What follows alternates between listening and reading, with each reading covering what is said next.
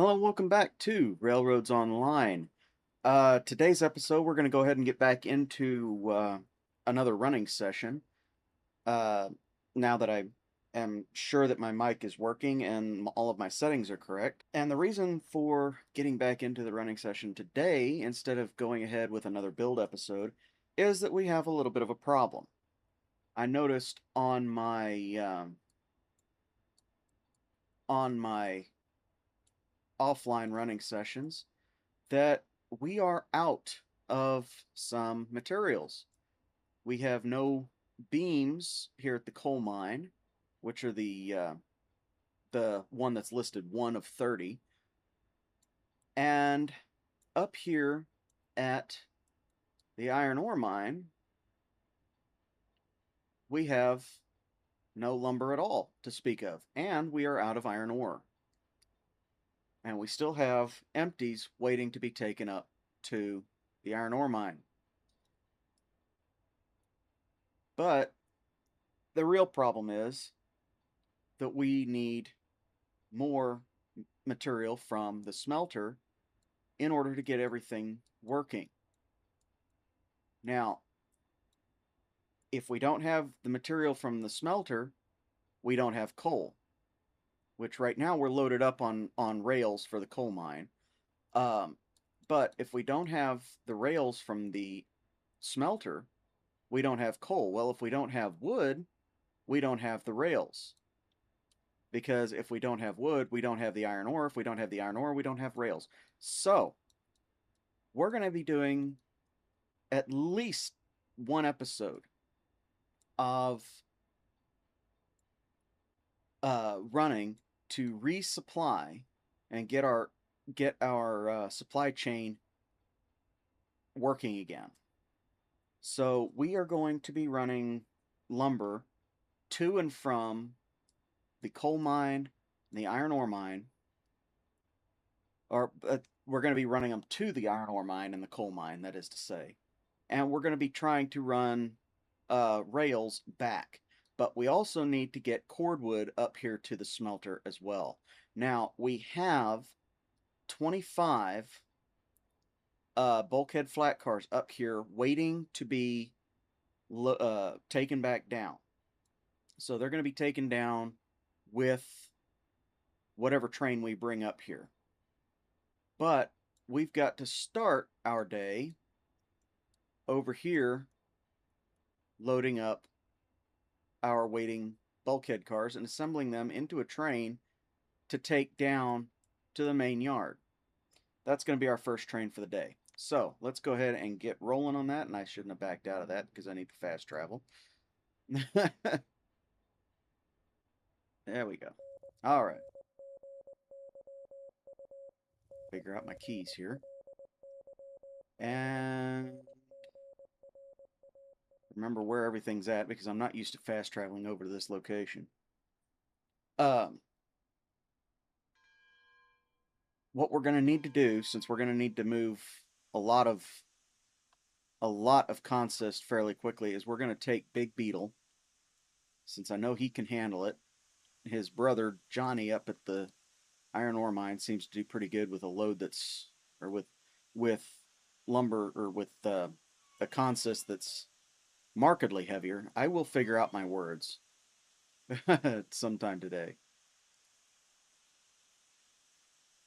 So we'll get him fired up. We can go ahead and start out. We'll try and use as little steam as possible to get rolling here. But yeah, today's going to be a lumber run up to the iron ore mine and the smelter. Now we're going to have two different trains.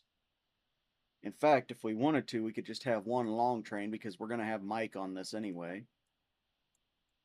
And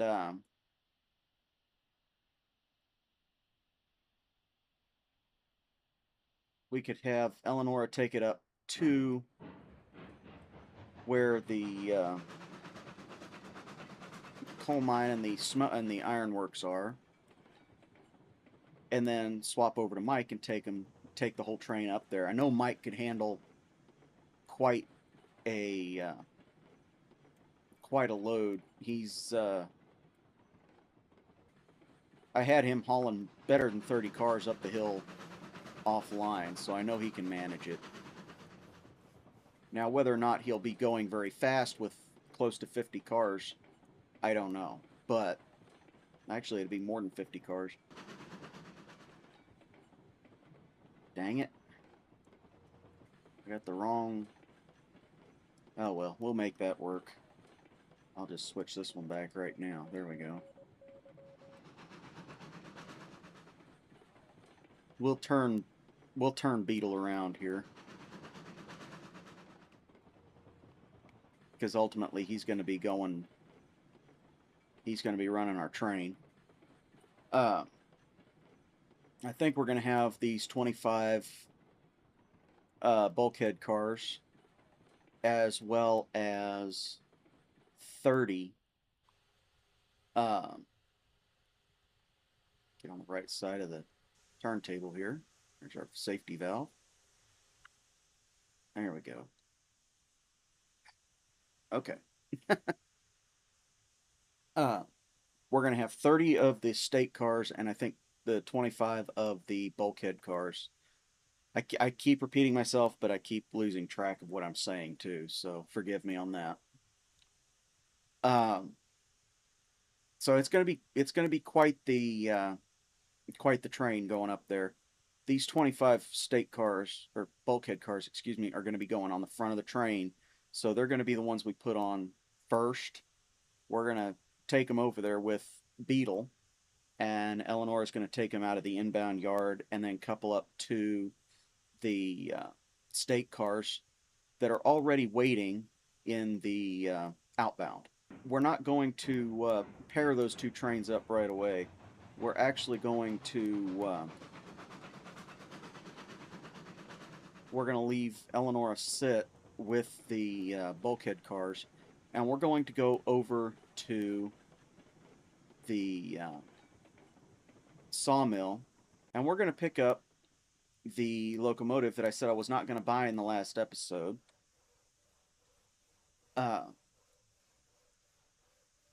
Mainly because I just didn't want to for sake of time. And I really didn't know which of the locomotives in the roster available in the buy menu that I actually wanted. Well, I've since figured that out and purchased a locomotive. And we're going to go pick that one up, and we're going to make a couple of log runs. And I'll get some ASMR footage out of this, and we'll actually have a new ASMR video from all of this mess. Okay, so I think I've got brakes on somewhere. Could be wrong. I might not. If I do, I do. I shouldn't. Okay. Okay. I shouldn't have any brakes on, so what we're going to do, because we've got to load these and build a whole train out of them, is I'm just going to load them as I pick them up, and then we'll back in, pick up the next rake, and do that. And it'll take a little while, and I will cut most of it out, but that's the basic idea. And the reason we're using Beetle today is because Bug would not be able to haul 25 of these cars. There's just no way.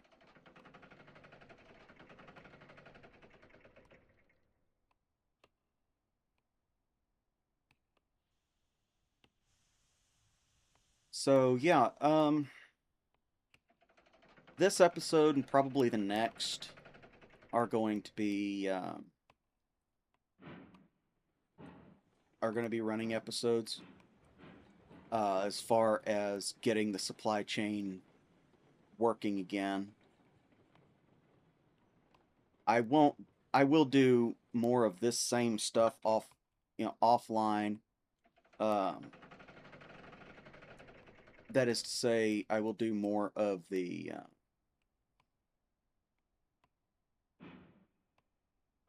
shoot. There we go. Don't take the brake off yet. We don't want to run backwards. I will be doing more of the lumber run uh, offline to get everything going, get everything built up, and then we'll be back to business as usual. But this episode, likely the next one, will be uh, running lumber up and down the mountain. We're nearly ready to start building on the oil line.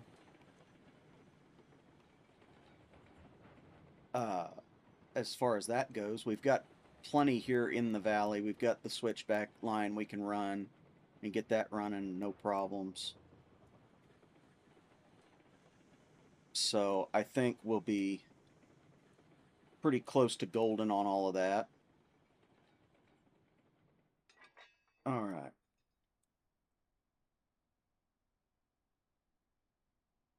Off of anything. There we go. Well, he's not struggling yet. That's good. Now, there's something that I have noticed in this game. I don't know if it's a feature or a bug, but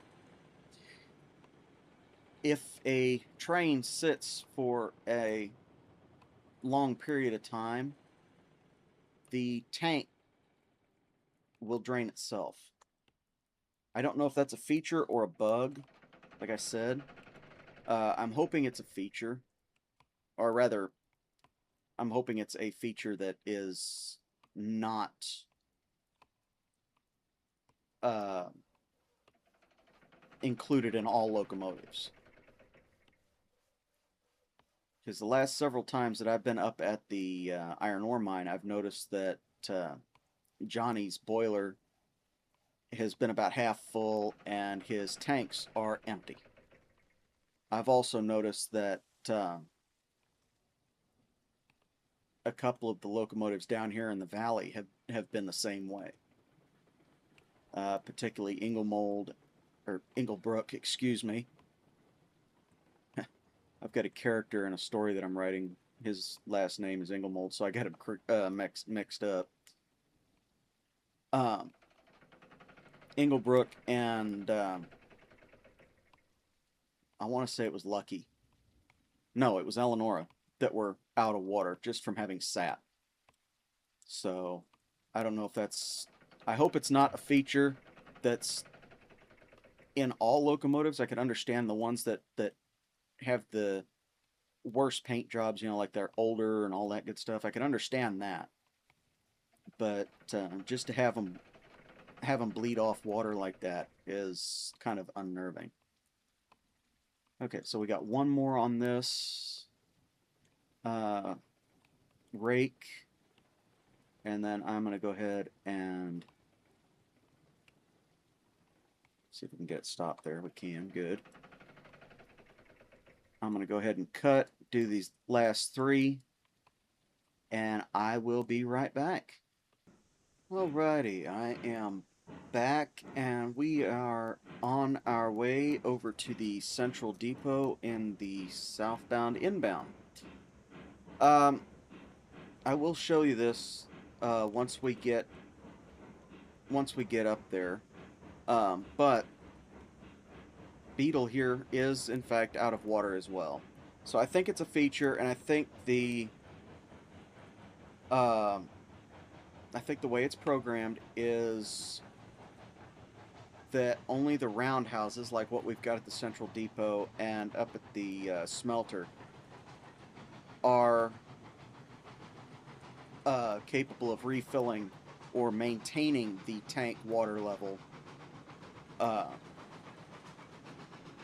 regardless of how long the locomotive sits. Because I've noticed that if I leave a locomotive sit like in the shed that Beetle is in, or in a or just out in the open for a length of time while I'm playing the game. Did I forget to switch that? Because we actually whoa, mule. Apparently I forgot to switch that switch into the yard. We're gonna try and get stopped here. Well, while we're stopped, I'll just show you this here. Yeah, we're out of water. So once we get him pulled in, I will get him run around to the servicing sighting, and I'll deal with him. I'll deal with Beetle offline, but yeah, I think it's just I think it is just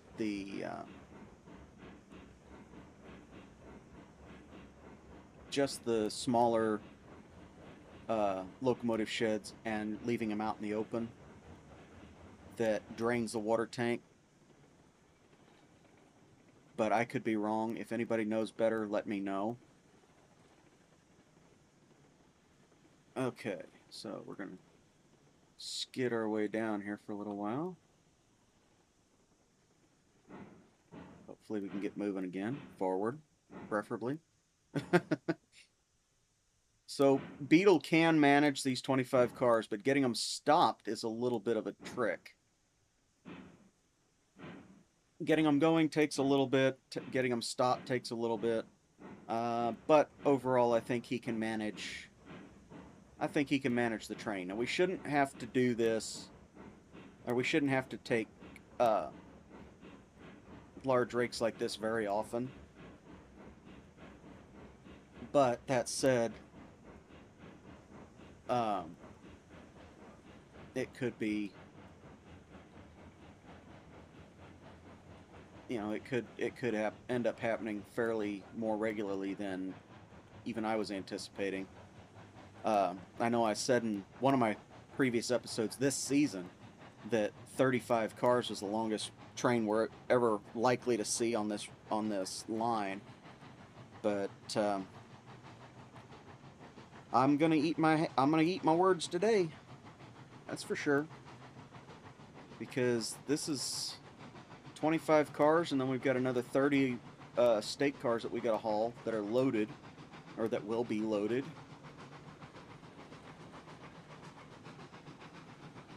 And I'm gonna have to check and see what I've got in terms of my lineup right now, because I should only have 25 and 25. If that's the case, I'm gonna have to buy a few more to get at least the number that we need. Now, thankfully, this rake of 25 stake cars, or bulkhead cars, excuse me, will feed the smelter for quite a while. We've got, I think it's 8 per, yeah. So we've got 160 plus, so we've got almost, well, let's see. Now we've got a little over 200 units of stake of cordwood here that we can use to feed the smelter, and it takes 100 at a time. Now thankfully we don't have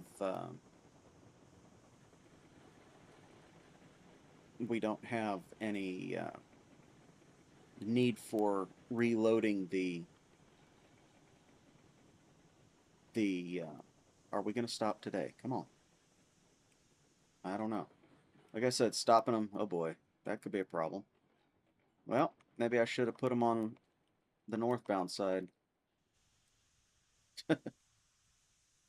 Oh well, we'll get it to work. I gotta back them up.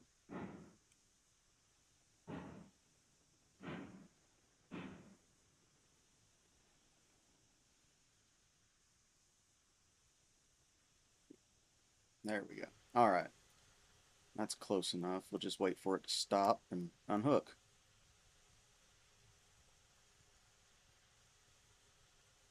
But yeah, we don't have to, as of right now, we do not have to reload the wood cutter up there. Unlike our coal locomotives, which seem to go through coal at a rate about 3 times faster than the wood locomotives, we haven't had to refuel any of them yet. That is to say, we haven't had to refuel any of the wood locomotives yet. So I'm going to get Beetle back down and put in the servicing yard. And we're going to go over to the sawmill, and we're going to pick up our newest acquisition. And we're going to run a log train down. We're going to run at least one. I've only got 10 cars. I think that's all it can haul. If it can haul more, I'll get more, but we've got the money to do it, so that shouldn't be too big of a problem. And if that's the case, then Beetle here might be getting moved up to the smelter so we can have a second locomotive up there, or not the smelter, the iron ore mine, so that we can have a second locomotive so Johnny isn't struggling so much. But yeah, this locomotive can manage the 25 cars, so that doesn't concern me if, you know, if the time comes. I'm not afraid to jockey locomotives around to better suit their needs. Right siding here. Right switch, right siding, there we go. And we go. The only reason I didn't fuel up this locomotive, or fill up the tank with water here,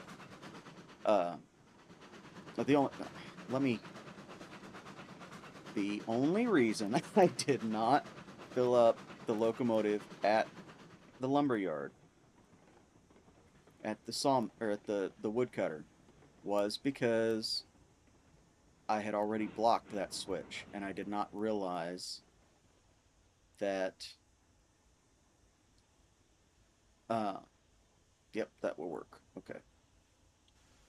That I did not realize that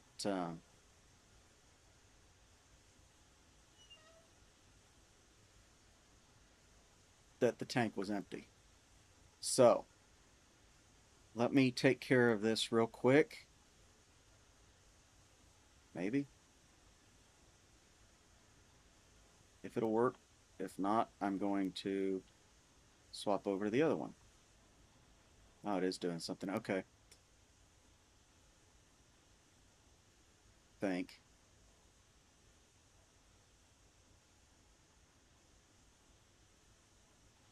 Maybe. I hate not being able to tell.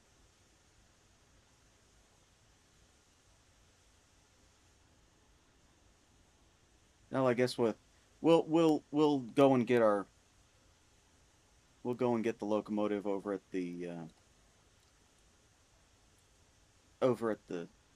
sawmill and find out when we get there.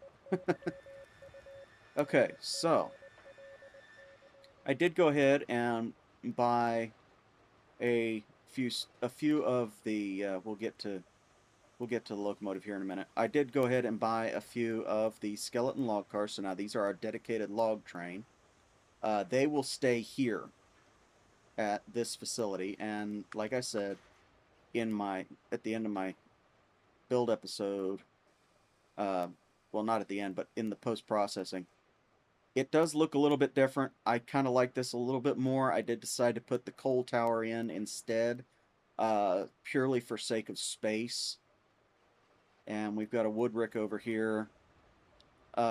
These auto loads, so it's just a little bit easier. Now this locomotive, it's an older locomotive. I'm not really sure the history on it. Baldwin 11D1. It's an 060 tender engine. And this one I've called Kaiser. And for anybody that knows their history,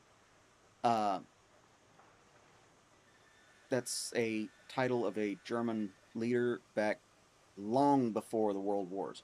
Now,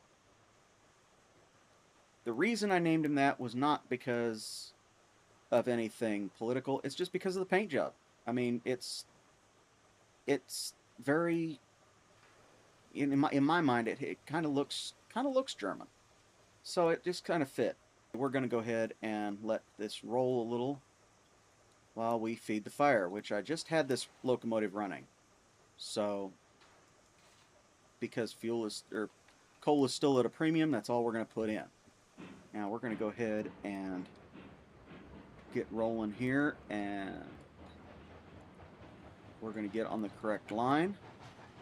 I'm going to set all of my switches well in advance.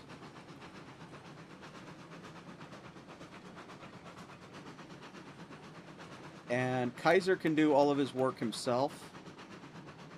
That should not be any kind of problem. He's not the quickest, but on that note, I do believe he is a little bit more powerful than Beetle. I do believe. I could be wrong, but we'll find out. And I think we are just about at his top speed now, so this is not a fast locomotive.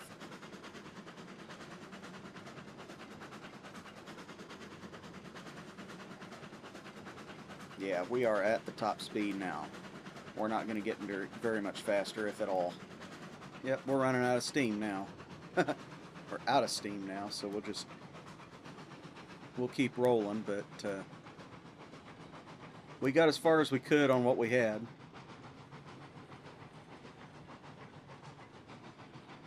And hopefully he'll still be rolling when we start building pressure again. I'm going to go ahead and shut off the regulator, and we'll just roll.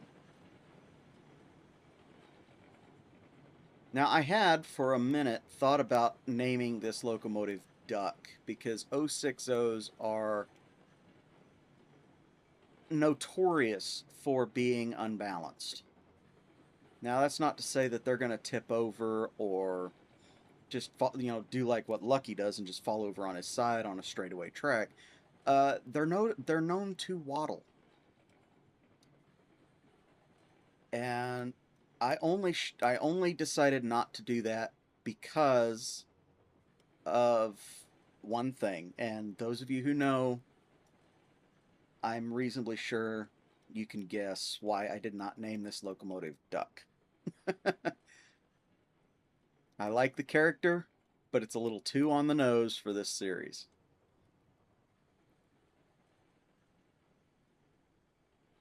Well, hopefully we can build pressure here soon. Oh, we are building pressure. Good. We could start rolling again. How about that?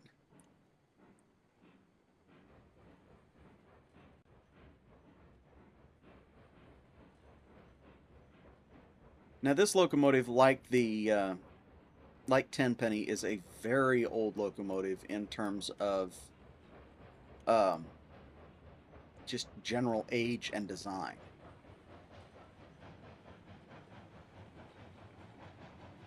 And those of you who play the game, you'll hear the whistle and the bell, and they do sound old. Now, Tenpenny sounds quite a bit older than Kaiser does, but they do still seem to show their age.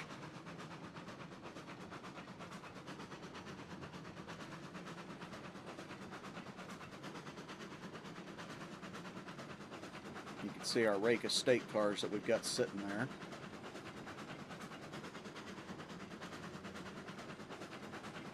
I think there's only 25 in that rake. There should only be 25.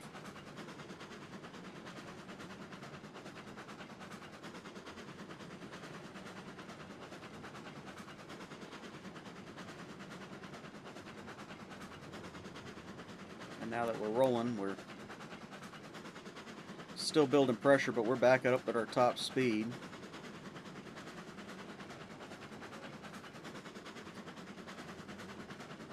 See, even Beetle goes faster than this locomotive, but I don't think Beetle is as strong. I could be wrong on that, but I don't think so.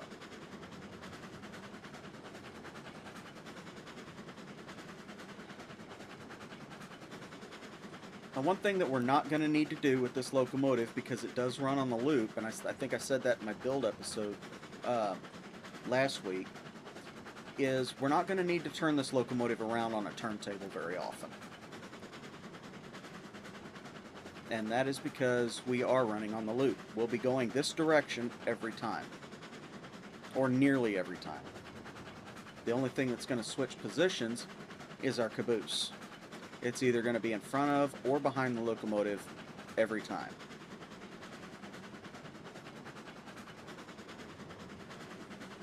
So we're coming up here to our first stop, and I do not know how many logs these are going to take. First stop. This is our only stop. I don't know how many units these hold. I'm hoping at least 6, but I could be wrong. It may only be 3. In fact, I probably am wrong, but if that's the case, sucks to be me, I guess.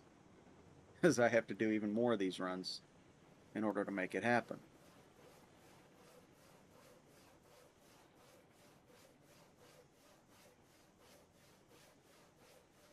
But we will find out. Oops. Now, one thing I do like about this locomotive is that it stops on a dime. And I'll show you that. I'll do a crash stop just for fun here. When we get this train turned around. I want to see how many of these hold first. Oh, good. 5, but that is better than what I was anticipating them holding, so I'm not too worried about that. How much water? Okay. So I think what we're going to probably end up having to start doing is checking water and both coal and wood, obviously, stoking the fires before we leave if we take a locomotive out of any of these sheds that is not the roundhouse. Yeah, this locomotive just stops on a dime.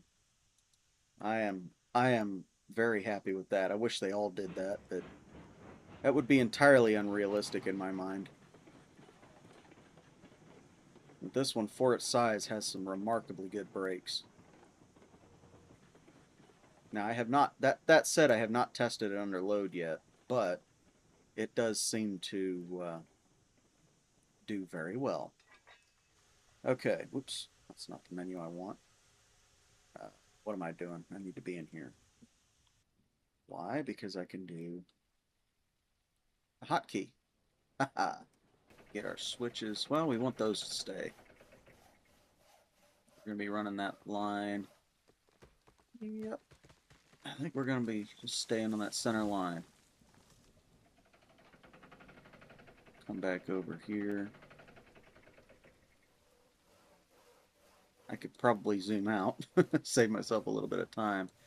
No, actually, yeah. Okay, let's do that.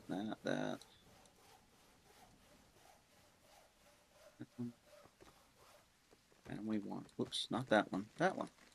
So we want to be on the load line going to the loop. There we go. Now, if any of what I just did made any sense to you guys, good. You're learning the route faster than I am. As nice as this locomotive seems, I do not know how it performs under load. So we will find out. You know, that's odd. It has enough room that it could put one more up on top, but it doesn't. Oh well. So we got 10 of these. It's 50 logs. Yeah, that's a reasonable load. It took me 3 runs with the flat cars to be able to do the same amount. So we'll see how many runs it takes with these. But I'm not going to subject you guys to running or to seeing all of those. I will do the next 2 silent, so I can get some ASMR footage, because I know the folks that watch those, they would like to see those again. I just haven't had a chance to get any footage over the last several episodes. So let's get these last two loaded.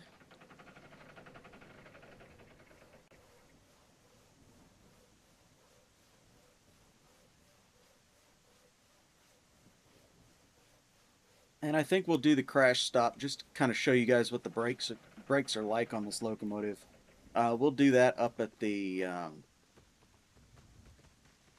depot so that I can check on Beetle and see how he's getting along with his water situation.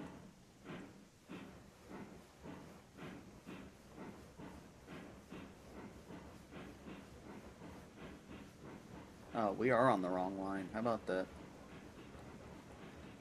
Oh, we're on the right line. So, yeah, we're on the right line. I had to switch these back over. I got myself crossed. I think I did. I am an idiot. We're on the right line now, or at least we will be.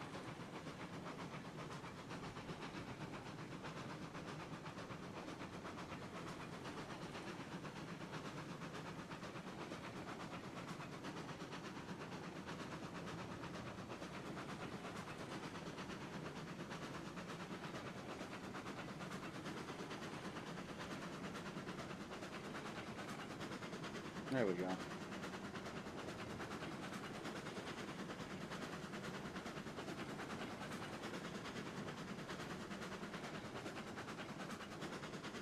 Now with this shorter train, I don't anticipate it taking too much to get it stopped. But you never know. It's not an exceedingly powerful locomotive, so I can imagine it would probably take a little bit to stop it, but I could be wrong.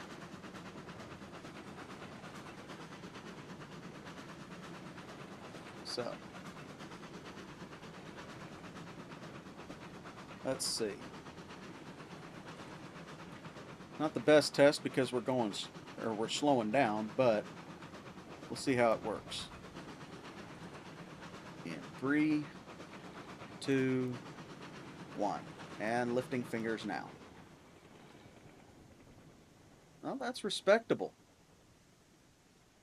That is respectable. All right.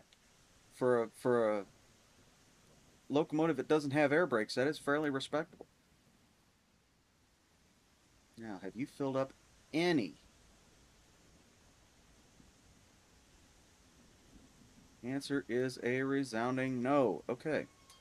So, we're going to move up to this one.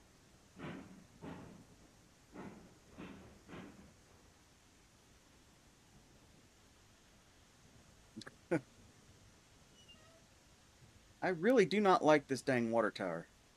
It has its uses for some locomotives, but for others it's entirely useless. I think I've got one on another part of the line somewhere. There's good enough. But it's entirely useless, in my opinion. Now it's filling up. Okay. Now we're getting somewhere. So, we'll let that fill up. We'll take Kaiser back over and offload his cargo. So that's a pretty good set of brakes that this locomotive has. I'm impressed with that. And for 10 cars plus a caboose and the weight of the locomotive, that's not too bad. I wouldn't dream of putting him on a 25-car train, though, and doing that.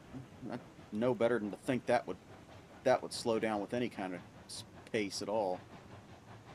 Go ahead and see, we're already stoking the fire here. We've got to, until we get enough of a surplus in each of the tipples, we've got to really meter how much coal we're using.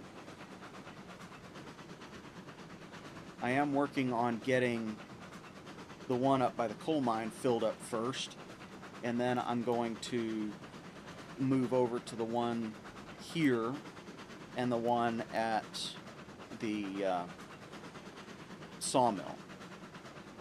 And then after that, I'll send coal trains up the mountain to the smelter.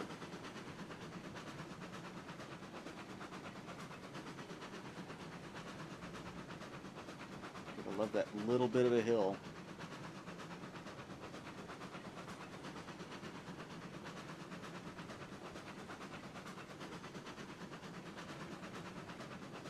If we can't get our speed back, we're just about as fast as we can go.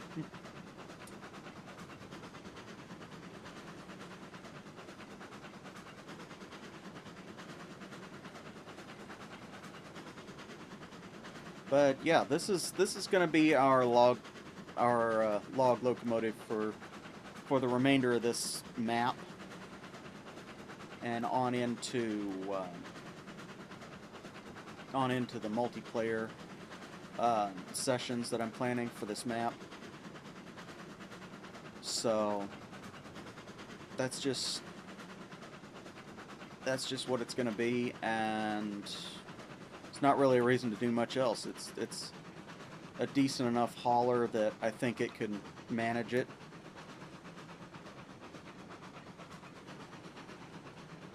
And it's large enough that it can manage this part of the line with some degree of efficiency, while not being so large that it's coming off the rails at every turn.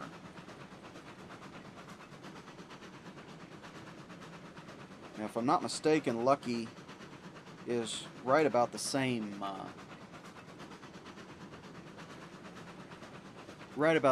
pulling strength as this locomotive, if not a little bit stronger. But Lucky is far more unstable. So anybody that wants to take him out to do this run is, yeah, they're taking their stability in their own hands.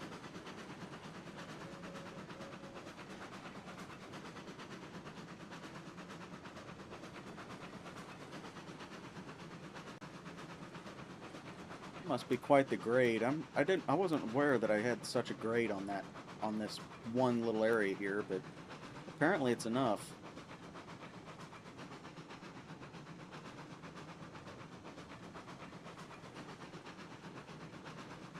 But that's okay.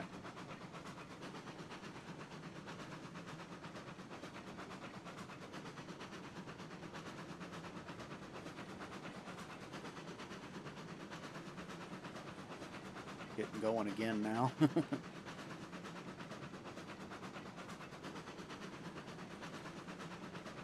Now, with only 10 cars and 5 logs each, by the time we get our next load over here, the sawmill will be empty again in terms of raw lumber. We're actually going to need to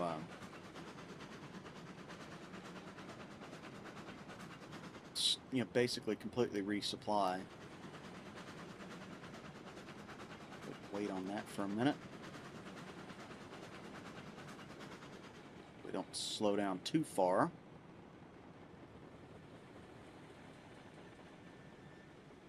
And we can do ourselves a rolling unload here. If we get slowed down enough.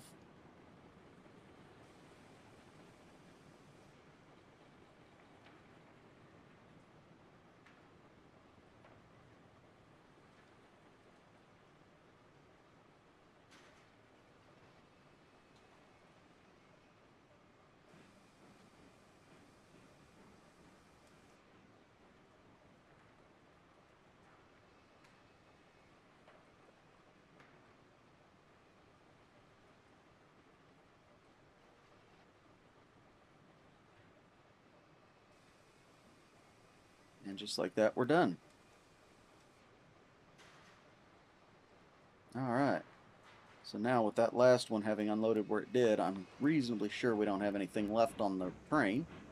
Oops, so we can head right back on out. Make sure all of my switches are still set right. And they are.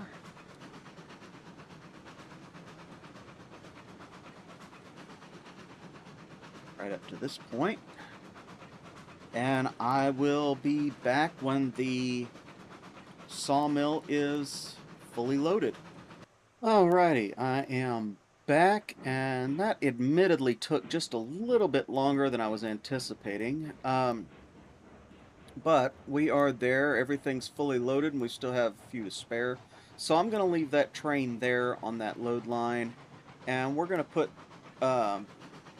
Kaiser back in his stall for the time being, because we're going to need him here in a little bit on the load line for the outbound. And I have been doing a little bit of thinking in the time that I've been running here. I want to take the stake cars and the the stake cars and the bulkhead cars that are waiting in those mixed goods trains. I want to go ahead and put those with the train that we're going to be hauling up to the top of the hill today, and just give Mike basically a stress test. This train's going to be fully loaded by the time he gets a hold of it, or very nearly fully loaded. And we're going to leave those cars up there, and we're going to bring the rest of them back. So that is to say, we're going to leave 10 of the bulkhead cars up there. We're going to leave all the bulkhead cars up there for right now, but we're going to leave 10 of them up there, more than what we had, I think.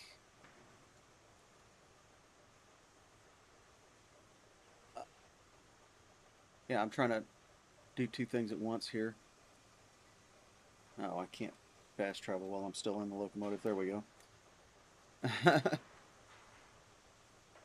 So let's go over here. Get out of this little building. This, believe it or not, that's actually really hard to navigate if you're not looking directly at it. There we go. So since we've got these cars up here, these need to go up to and stay up at the it looks like there's 9 there. These need to go up to and stay at the smelter, so we're going to put those on to the train that we've got sitting here on line 1. And we're going to load this train all the way up, and we're going to leave all of these up there. We're going to bring these back, and then we'll haul that by itself, I think, unless we need to take another load of cut lumber up to the or up the line to reload everything. So we're going to start out here with Eleonora. So let's go ahead and get everything checked here. Whoa. We're going to check our water. Okay, we've got plenty. And we're going to move out. Should reload the firebox as we exit here. If not, I'll throw some in. It doesn't look like it did. Alright. No big deal.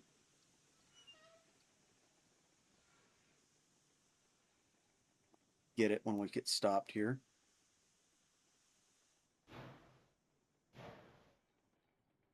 Yeah, sometimes it does. Sometimes it does top off the firebox and the boiler. Sometimes it doesn't. But It's not too big of a deal.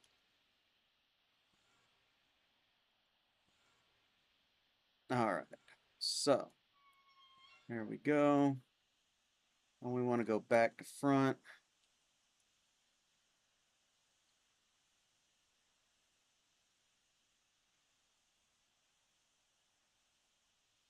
So this is going to be a bit of a heavier train for Eleanor to haul once we get past the sawmill. But that said, it's not really going to be too big of a problem because she's not going to be going up the hill anymore. We're going to stop at the ironworks and the coal depot or the coal mine uh, long before we even start up the hill. And I did do a little bit of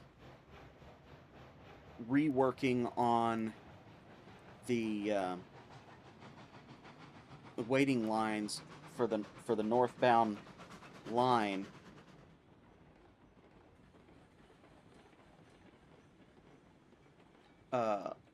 In my last off session playing, and we now have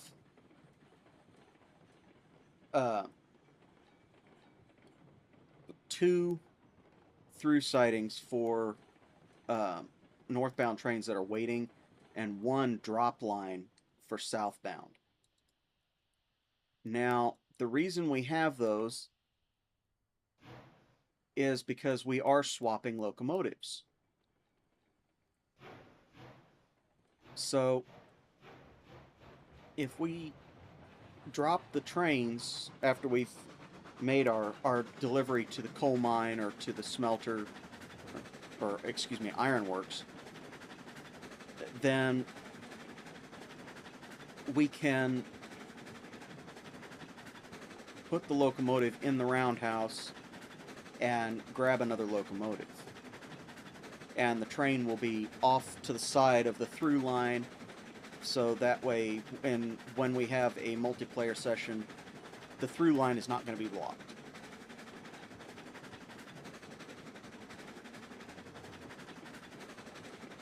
So what I'm going to do here is I'm going to couple up to the mixed goods on line 4. I'm going to detach at the stake cars. We're going to pull that out, back the stake cars in, keep a hold of the bulkhead cars, and do the same on number 3, on line 3.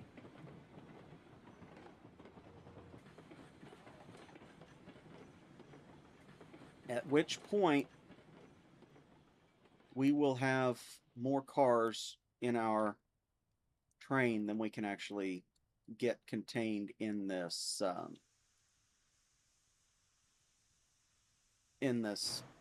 sighting, I do believe.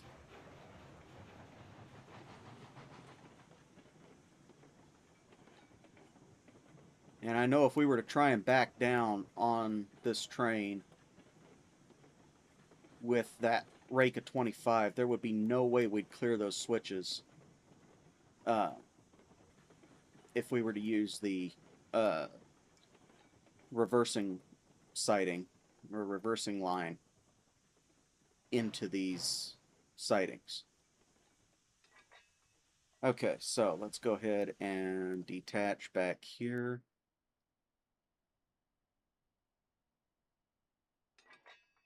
Here we go.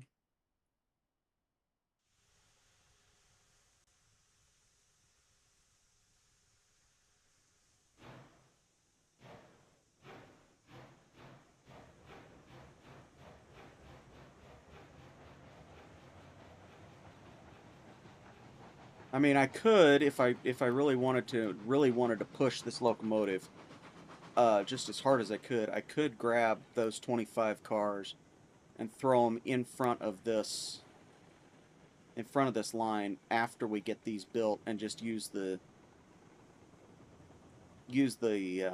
switches for the outbound. which I suppose I could do. It would probably save a little bit of time. It'd be rather interesting to watch to see whether or not Eleonora or Mike could either one could do this.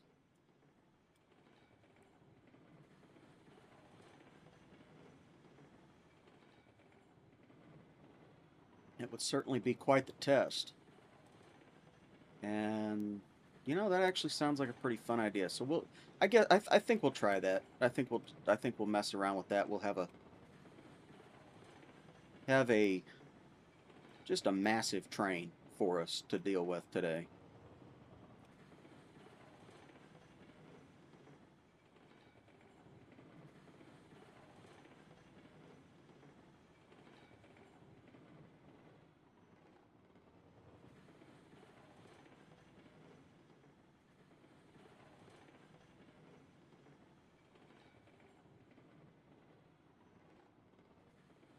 Okay.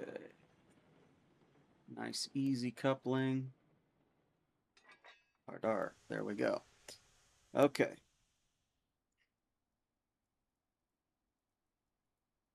Hook from this one.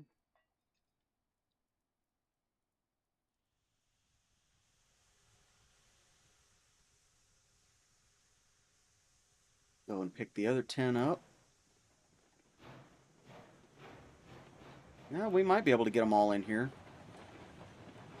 That'll be a good thing because we can drop, if we can get all 10 of them in here, or all 15 of them in here, we can drop here, go and pick up those 25 and just back right on in. Now this is going to be quite the sight to see if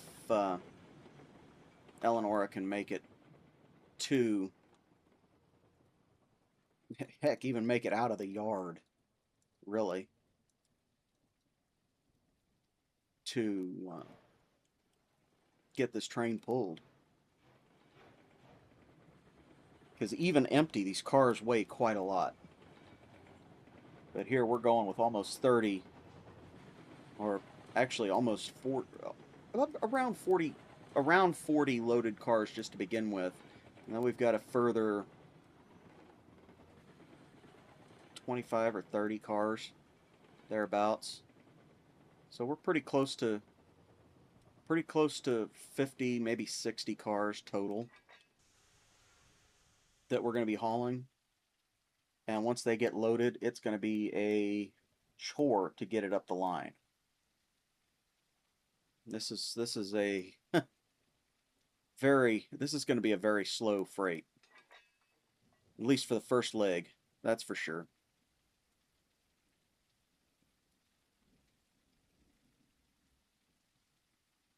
This is going to be one of those, and this will probably happen occasionally on this line.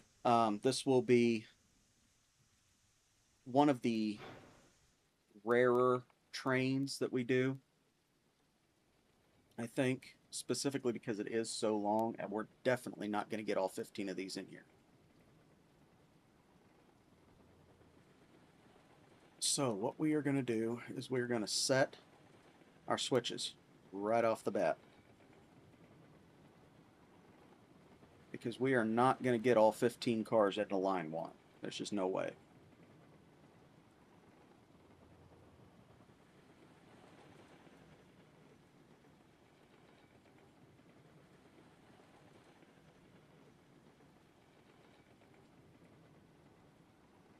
Okay. Get this stopped and reversed. Put into that. Whoa, we don't want that. Okay. There we go. Now we'll go backwards.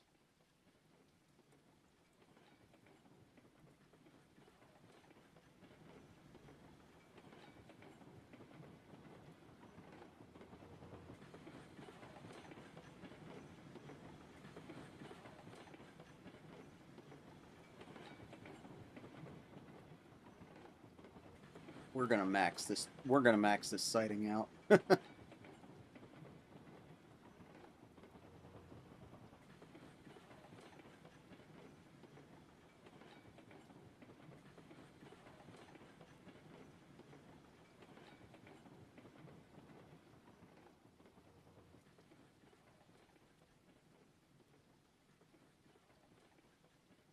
There we go. All right. So we are we're basically fouling the whole outbound yard. Uh, so we're gonna go pick up those 25, and we're gonna throw them onto the back of this one, or onto the front of this one.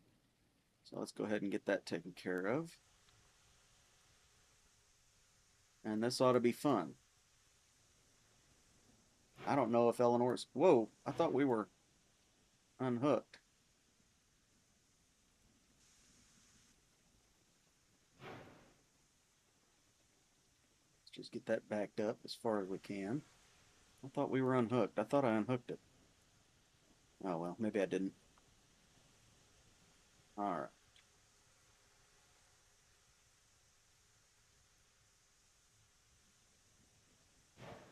Go. Now we are unhooked.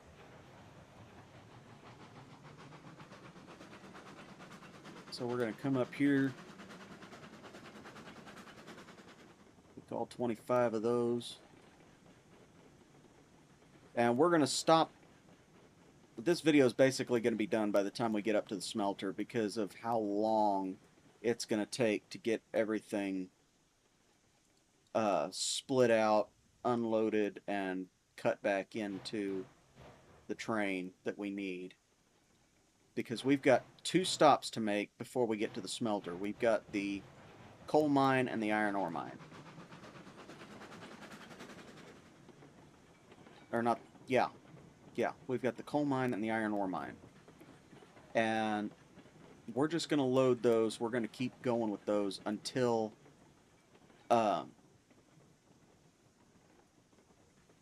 dang it, I thought I had the switch set. I guess I didn't. We're gonna load those up until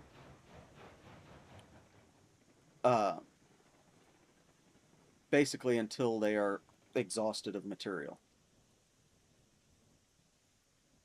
or they fill up, whichever comes first. So I'm going to venture to load as much onto this train as possible for both of them. We need more of the beams than we do of the planks, so that's what we're going to go for. I will get a count. I'll cut after we get hooked up here, and I'll get a count of how many flat stake cars we have, and I'll do some mental math to see how many we can get and have a roughly even number going to both the coal mine and the iron ore mine.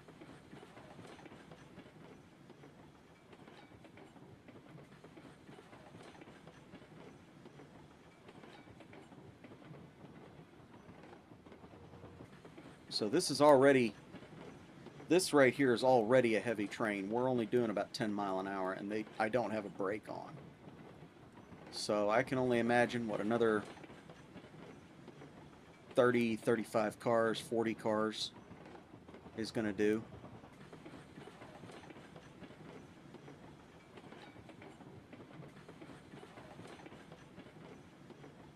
And this train, once it's all loaded, is it's definitely going to live up to its name. When we're hauling a train like this, this specific one, the title of this video is the name of the train. And at the time of recording, I have an idea of what I could call it, but I have not yet fully committed to it.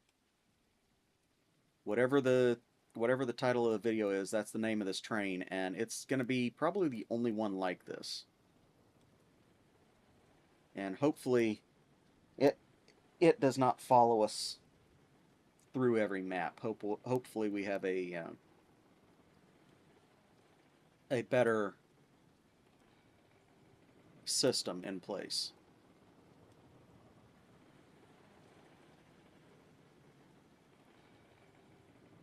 So this is going to be interesting because we're already almost halfway to the... We're going to be pulling into the into the load line at the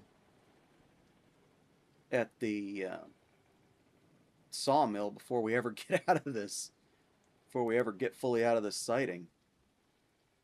It would help if I still had the reverser in reverse, wouldn't it? There we go. See if we can get coupled before the sun goes down.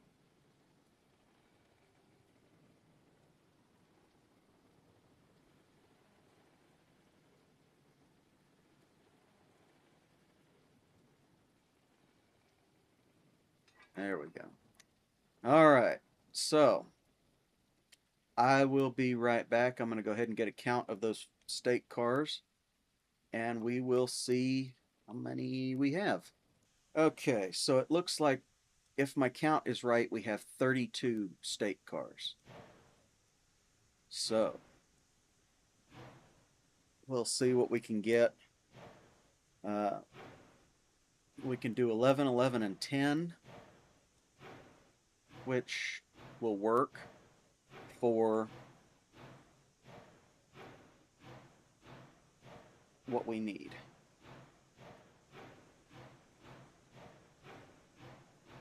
Yeah, this is certainly the longest train I think we will ever have on this map.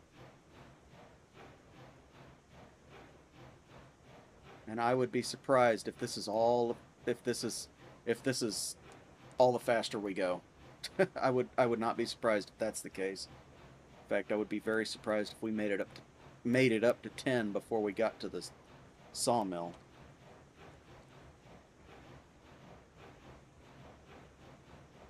Get her outside line.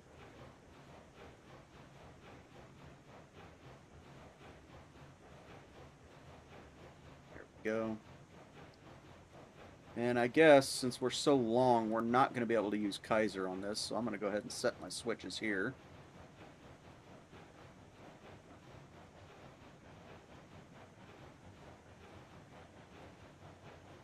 What the heck? Why? That's going to have to be something I check. And we're going to go around the bypass. No. We're going to go around the bypass. That one. There we go, there we go, there we go. We're going to go right in to there. And then we're going to venture to drop this line, or drop this train right there so that... Actually, I think we're going to try and drop it on the bypass line so that Mike can actually get to it. But yeah, we aren't even out of the we're not even out of the yard yet. And here we are. Like I said, we're almost all the way to the sawmill, so this is quite the train here. I don't think there's any reason for a train this long to be in this map. But it's going to save a little bit of time and effort on my part, and it's entertaining to watch, I would hope, anyway, on your part.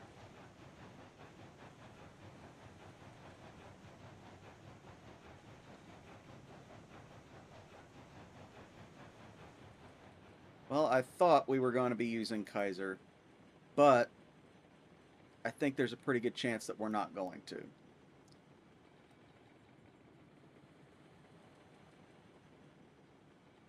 Because we're going to be... Yeah. It's going to be a minute.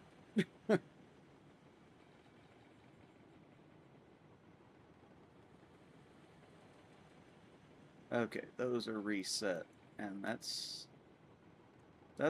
going to test our limits here at the yard too. I mean, I don't think that's going to be long enough for this train. I really don't. But thankfully, it's not going to be as long coming back down the hill as it will be going up. Yeah, this is all the faster we're going to get moving for a while.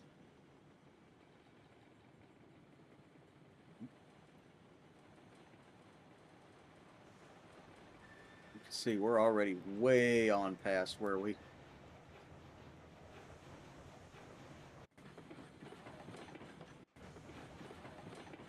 There we go. Go the right direction here, so it's not super loud. And I have a very distinct feeling by the time this train is fully loaded, we're going to not be able to move very fast at all. So like I said, this video is going to be done when we get up to the smelter, because I think we'll have deserved the break by then. Alrighty, we are back, and we are halfway to the coal mine. This train is a behemoth, and I very highly doubt that we're going to get it going very fast at all. Now, I did screw up when I was loading it, and we are going to have to split it out when we get to the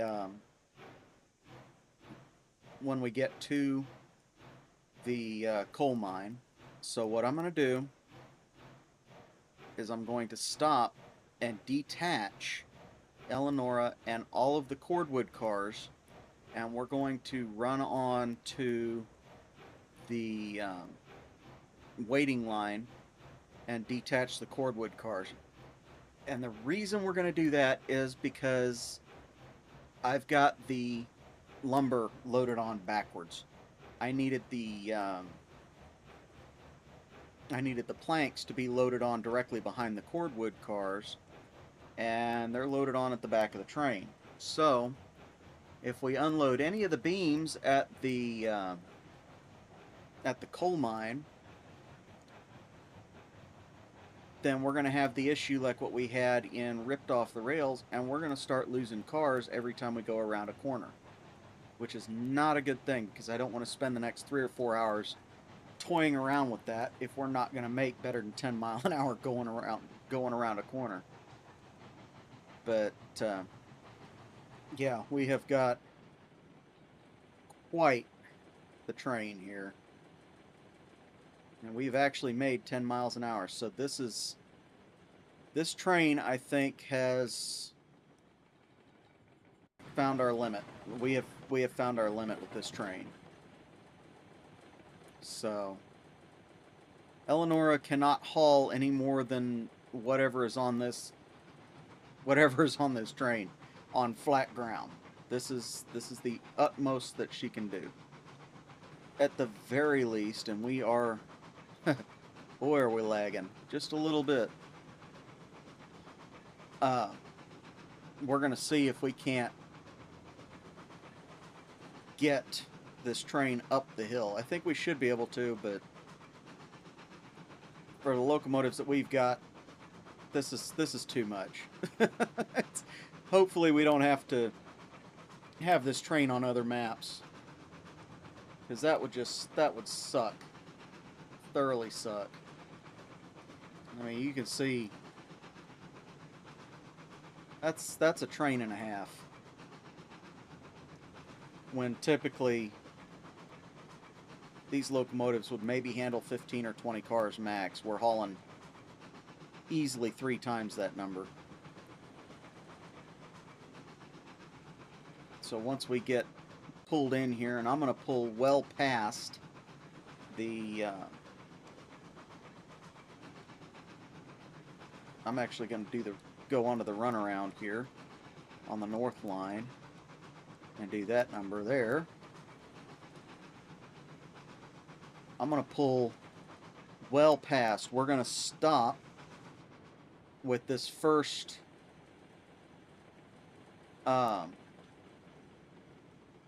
stake car at the head of the runaround on the bypass line.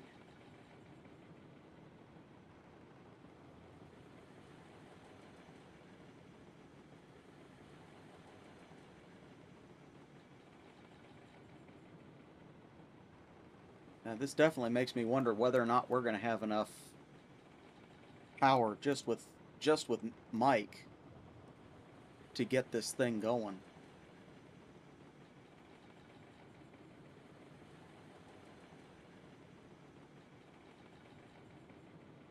I mean, we'll get it going, but keeping it going up the mountain may be a trick. I got a feeling it's not going to work. Should be good right about there, wherever it finally ends up stopping. You can see we're pretty close to where we want to be anyway.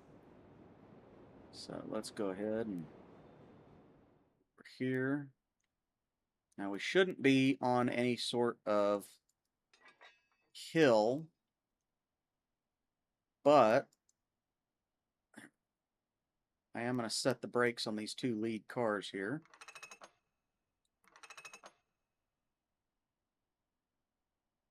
Just in case.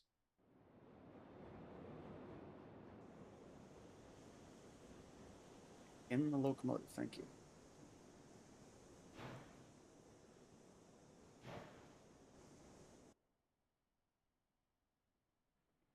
Just taking the slack out. We weren't moving for a few minutes, or a few seconds. So let's get this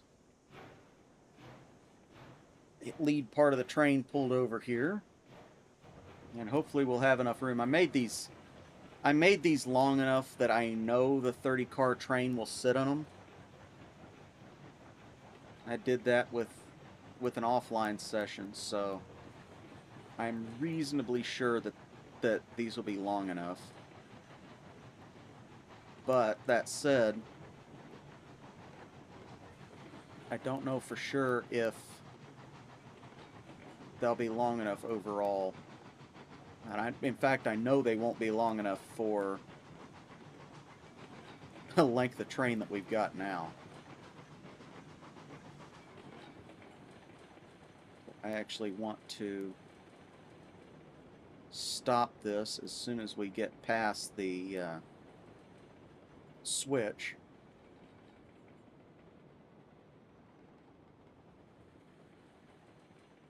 For the line. The through sighting. That's what I'm wanting to say.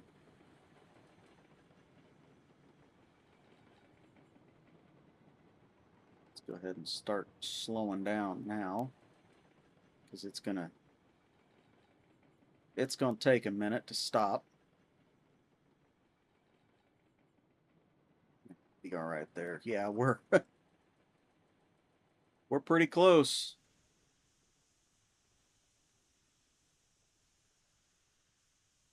We are pretty close right there. So that's kind of an unnerving situation. Okay. And we'll just be on the safe side since there's two right there. Okay, so let's go and... There we go. Let's go ahead and leave this here. Yeah, we've fouled that switch, so we know that's too long. Going to... we'll just stay on the correct line here. So I know these sightings, these through sightings, are long enough for a 30-car train. And the fact that we fouled the switch up there and almost fouled the one back here, I would be very willing to say that this is well more than 30 cars right here. In fact, I'd almost be tempted to say it's almost 50. So we're actually going to... We're going to use Eleanor to split out the lumber that we need. So we want to have that there. And we're going to take and we're going to put the empties in the back.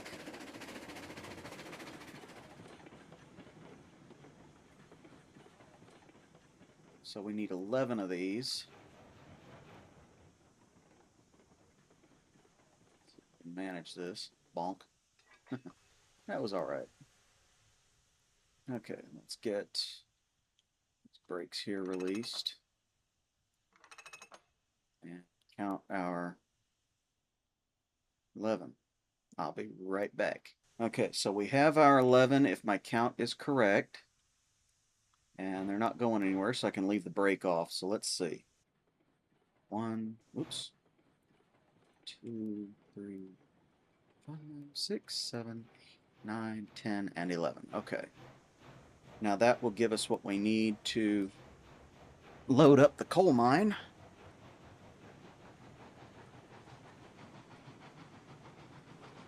I do believe. Yep. It's actually going to give us slightly more, but by the time we get everything unloaded, these will all be empty because we are loaded with rails right now.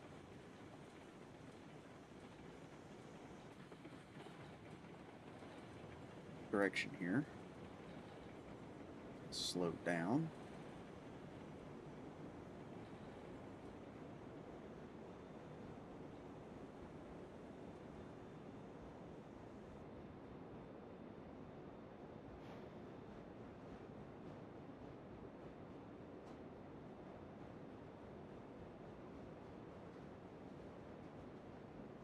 Try and do a rolling unload here, but I don't think we're going to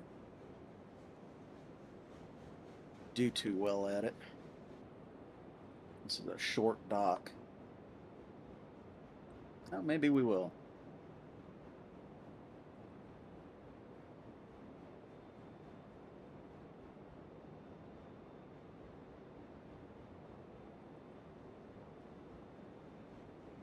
You see, we're almost halfway to the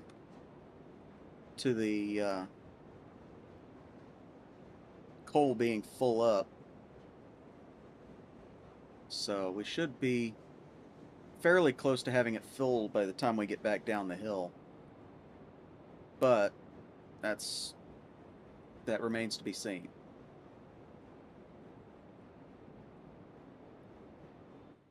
Dang it.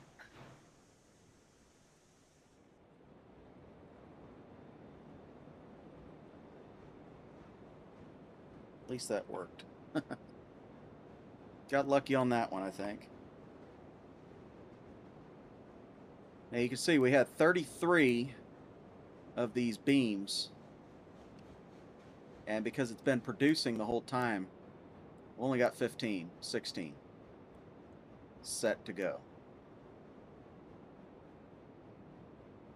So we are going to put these over here on this long line right here.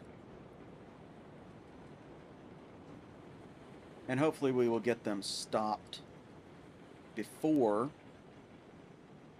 they foul the switches. They should, but we'll see. These are not exactly the longest 3 lines here. So I don't know how well they're going to do.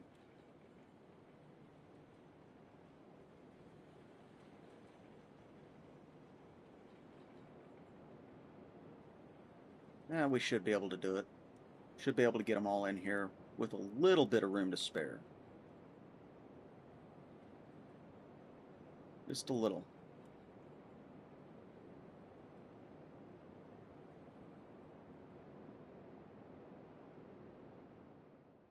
Just a little. Okay. Let's move just a little further back here. There we go. All right. So I'm going to detach these, go and get the caboose, and pick these back up. So with the last ounce of wood that we've got in the firebox, we're going to pick up the caboose and stake cars and add them into the back of the train. And we're going to bring out old Mike.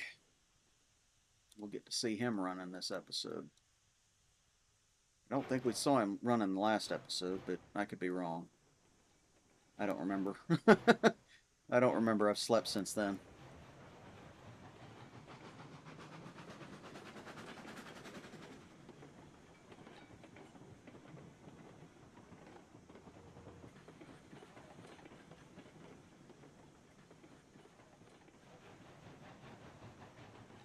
So this is the reason why I brought it up to just where the runaround started. because when we get back here, we add those cars in. Those brakes should still be on. Yes. We add those cars in, we will still not be fouling this switch back here.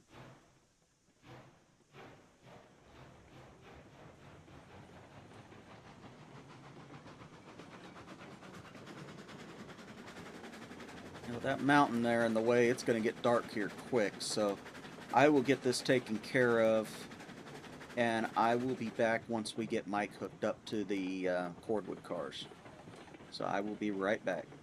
Alrighty, I am back, and we're just getting ready to hook up to these cordwood cars here. Go, and we've still got to hook up to the rest of the train, but yeah, we're gonna see how Mike does just with these two with this rake of cordwood cars going backwards here. I think it'll be all right. I think he'll manage. Let's see. Do I have all my switches set? Yes. Good. All right. So we've got 10 unloaded cars on the back of this train. If Mike can manage this up the hill, I will be insanely impressed.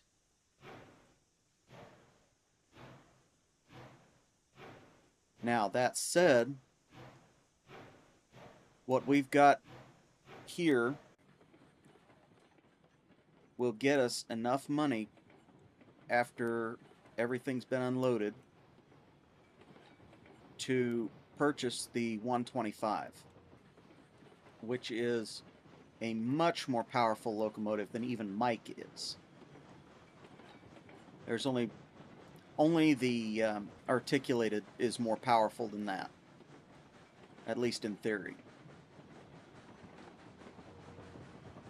But we will cross that bridge when we get to it, and it will probably be in the next episode. I think what I'm going to do is I'm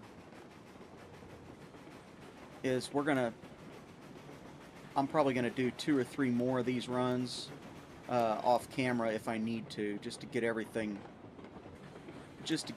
going. And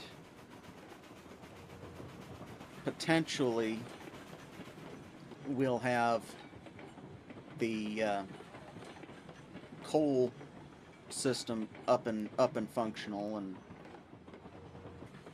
everything will be loaded up by the time I get done. However, this train is certainly something. It's certainly something that I was not expecting to do when I started this series, but I did not realize how far out of everything I was until right before I started working on this episode. So probably about the middle of the week is when I realized that I was really in a lot of trouble in terms of how far out of material we are. And now that we're hooked up to that, yeah, my computer's still running ice cold. Now that we are hooked up to that, we're lagging a little bit. I'm truthfully not all that surprised. So I think it's the caboose. Yeah, I think it's the caboose that's got the brake on right now, if it has a brake on at all. So we'll see.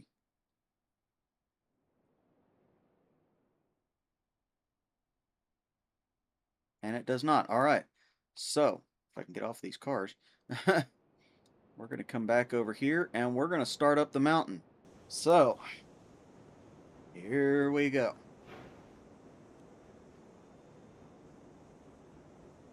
I'm tempted to pull that whistle when we get moving, but I'm not going to. When we open this up to multiplayer, I'm sure everybody can play with those to their heart's content.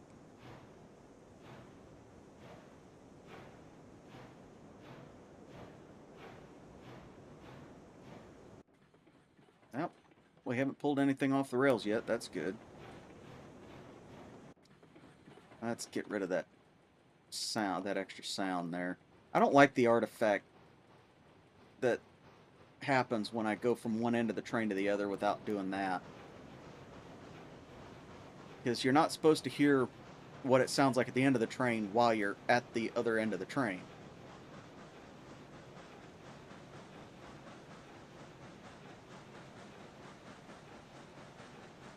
Well, Mike seems to have his work cut out for him. Oops. Let's see how he does here. Yeah, you can kind of hear it now. I'm not going to do it again. But he's making it. I think we're going to have to leave the regulator at 100% and the reverser at 100%. But he is making it. Hopefully he can get up the hill. If not, we may have to do this in 2 runs here.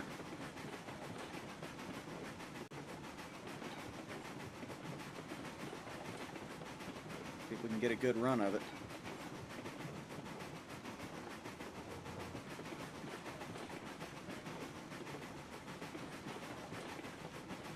No, doesn't look like we're going to. I figured maybe we could get past 10 mile an hour, but looks like it's going to take quite a while. So we're just going to crawl up this hill.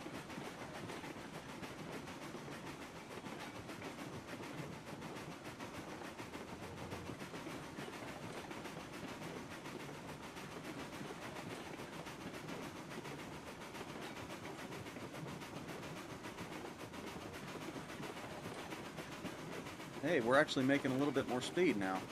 That's good.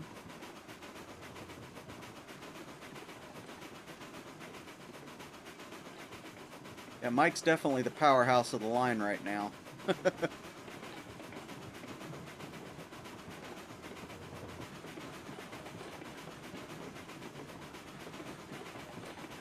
Dang it. Looks like we still got everything attached.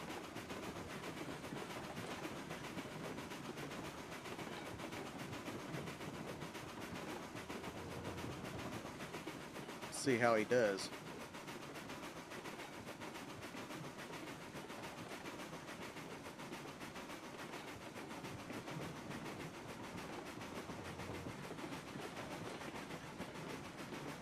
Although at this point it does not bode well. We've only just barely begun the climb and we're already losing speed.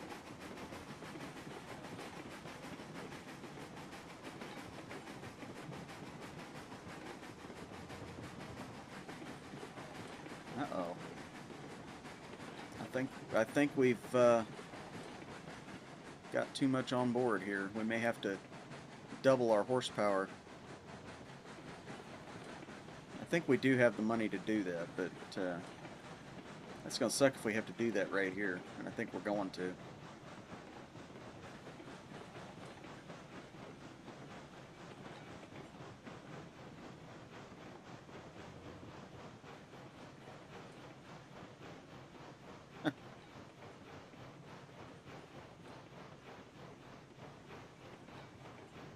Can he make it?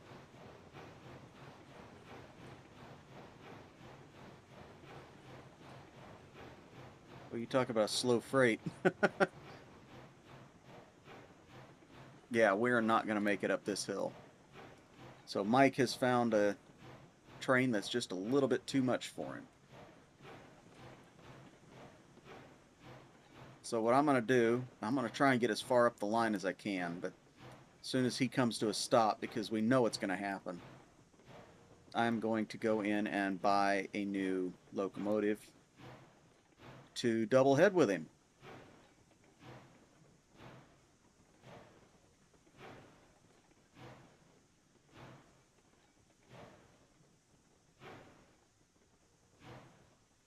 And there it goes.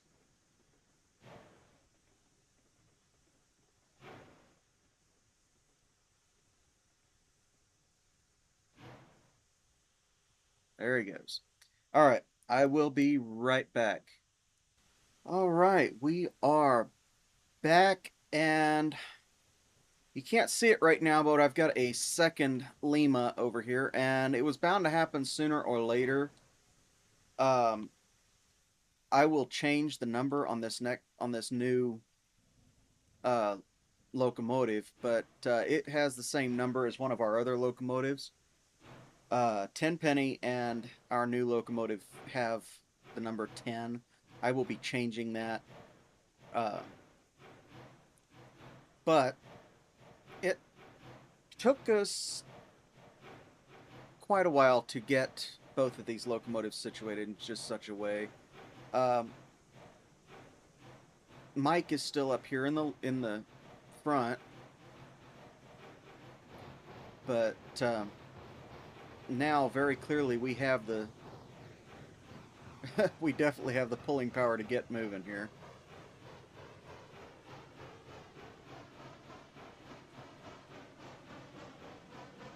So that was an unexpected little purchase that we had to make, which pretty well wiped us out financially.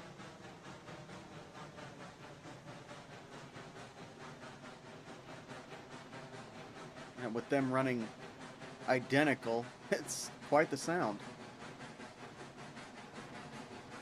So when the sun comes up, I'll introduce the new locomotive.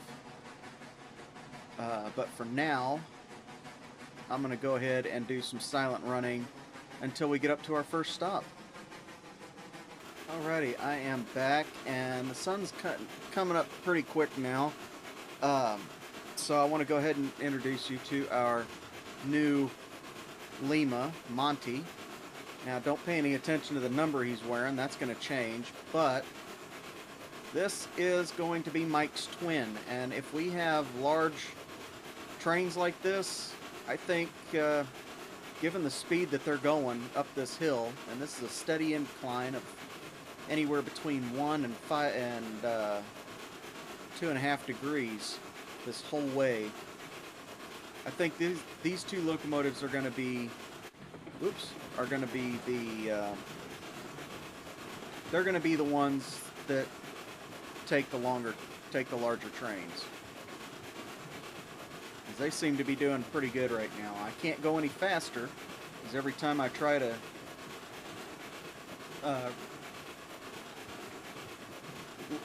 take down the reducer or the reverser, good lord, I end up losing speed. So this is about as fast as we can go. And I'm going to zoom out just a little bit more, and we'll get a good view of the entire train here as it goes around this curve.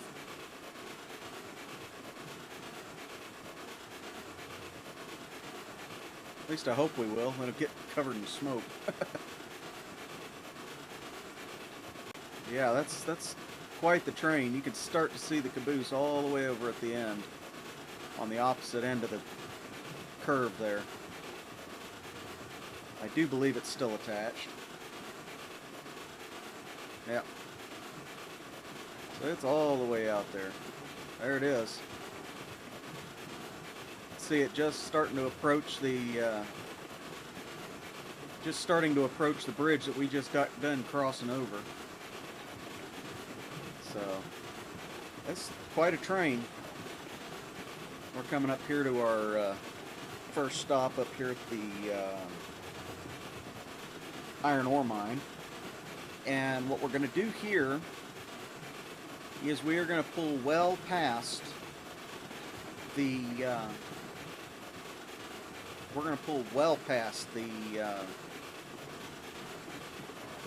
three-way switch there at the head of the yard where everything joins in. And we're going to make it so that Johnny can just couple up to the caboose and pull the whole train through backwards. I found that works pretty well, and it will save us a little bit of time when everything gets unloaded.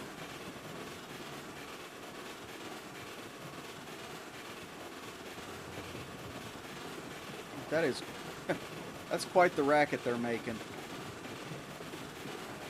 And they're running almost perfectly in sync.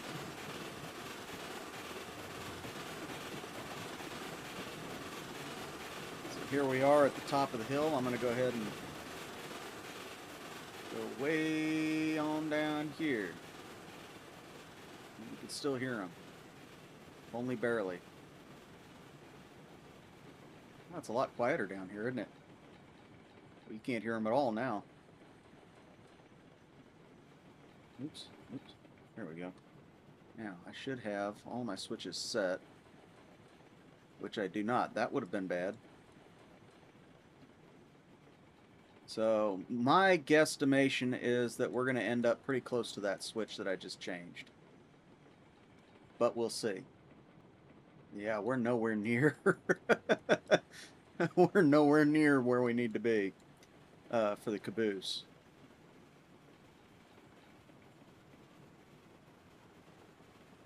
Now you can hear them echoing off the mountains in the distance.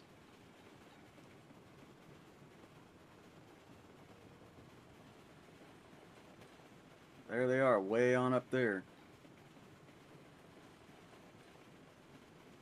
Pulling their little hearts out. Now this is admittedly a larger train than any of these yards are built for. So there is a better than likely chance that we are not going to have a train this long again.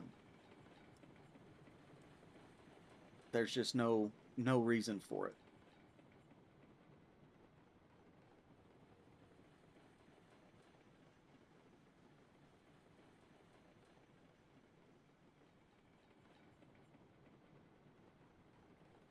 Okay, so what I want to do is I want to pull past where the figure 8 jumps back in and makes a loop.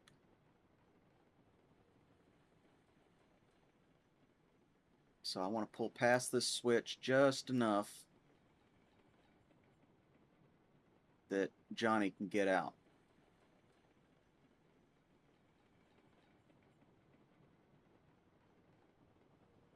So there's still a pretty good chance that there is still a pretty good chance, better than likely chance, that Johnny will not be able to haul all of this. But we will find out. And I'm going to set the brake on the caboose. And probably a couple further cars further in. Just depends on how much we roll.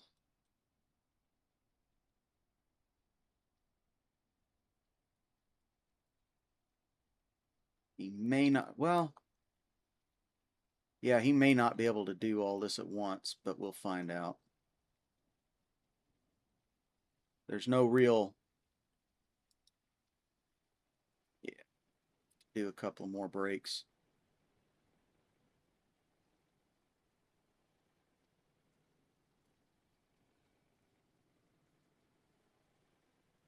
Dang it, get up there.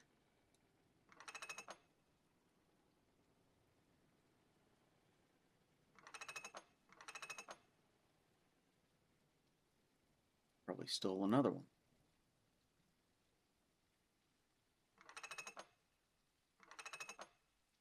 Okay. So we're going to grab Johnny and get him fired up. Probably put some water. Oh, where is he? Johnny has flown the coop. There he is. Okay.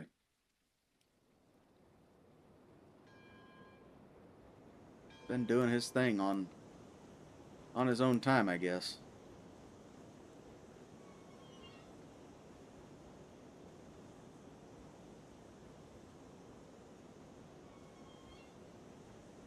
All right, how much water? Yeah, that's not bad. It'll be enough.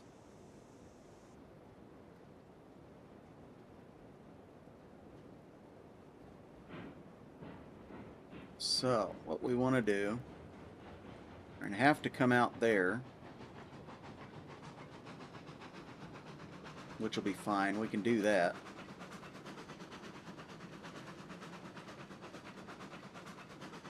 And what we're going to do is we're going to come in on this switch, and we're just going to go all the way around the loop.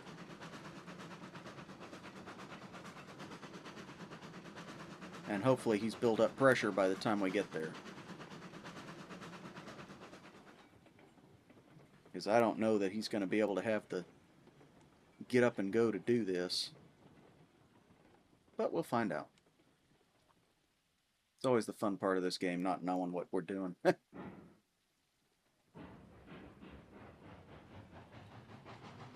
I know for a fact he wouldn't be able to get up the hill. So I'm hoping that the downhill slope on this figure 8 will help him out.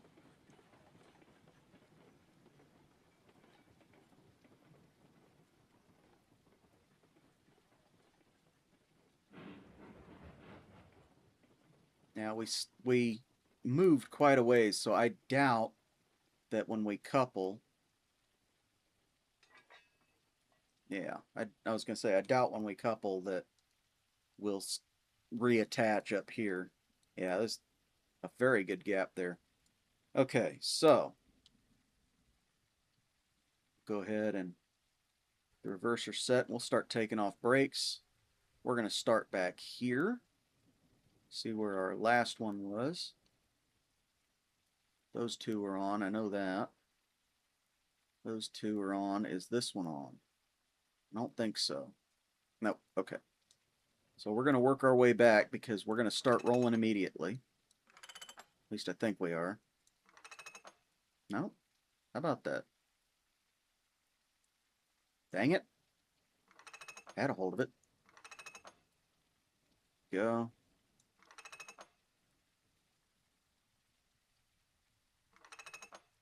Now we're starting to roll. Dang it. Hit the right button. There we go. And we have pressure again, so we are good. Now we're going to want to go slow with this because we've got all the weight behind those empty cars now. So we really want gravity to do most of the work for us.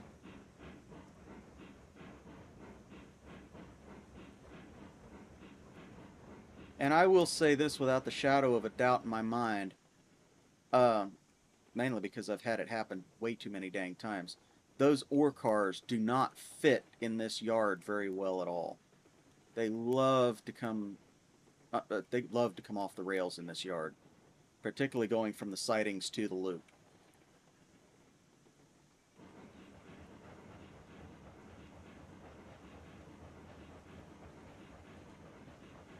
So I'm gonna, oops, I don't want to jump that far back. I just want to be able to keep an eye on these.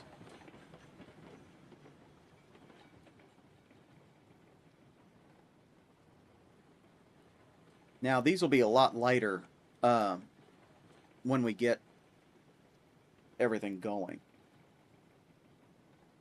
or when we get them all unloaded. These are going to be, I mean, understandably a lot lighter, so they should be able to go right back around the loop without any kind of problem at all.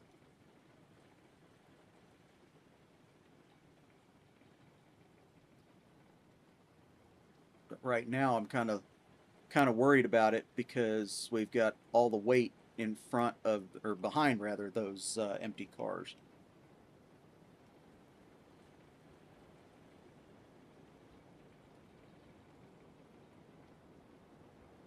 So I don't know if it's going to pull itself off the rails or not. I really hope it doesn't, but I've had nothing but problems with those ore cars, so particularly right in this area. Now that may be just because they're too long, I don't know. But the point stands, there's a lot of weight between the locomotive and the first loaded car that's not being held to the track. I mean, that is to say, there's a lot of empty cars between the first loaded car and the locomotive.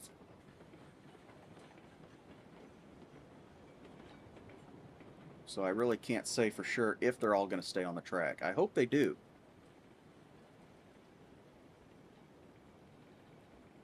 It looks like they're going to, which is a good thing.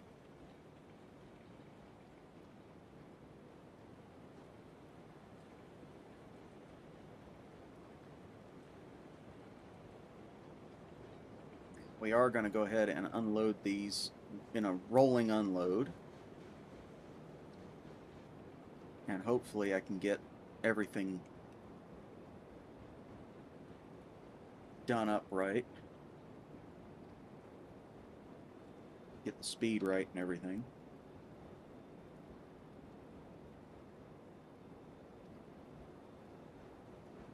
Because we are already producing, which is a good thing. And with any luck, we should be able to get all 60 of these unloaded before it fills up. I think we will. I also think that we'll be able to get the I think we'll be able to get all of the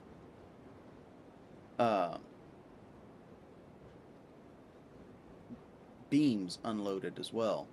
Yeah, see, we just, oh shoot. Aha, okay. We forgot to set our switch. There we go. Yeah. Did we derail? No, we did not. Good, okay. Get back over here before we run out of time.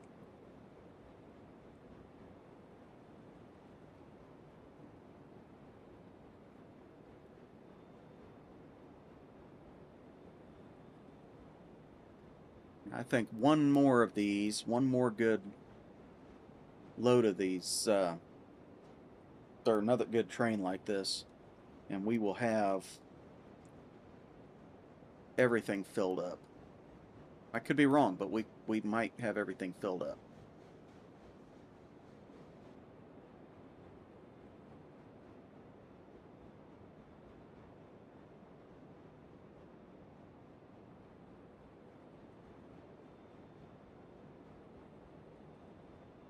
Now, because the vast majority of these cars are further down the hill than where the locomotive is, the locomotive should be able to push these back down without too much of a problem. Provided, of course, the weight of the cars on the main line there does not continue to drag them once we get fully unloaded here.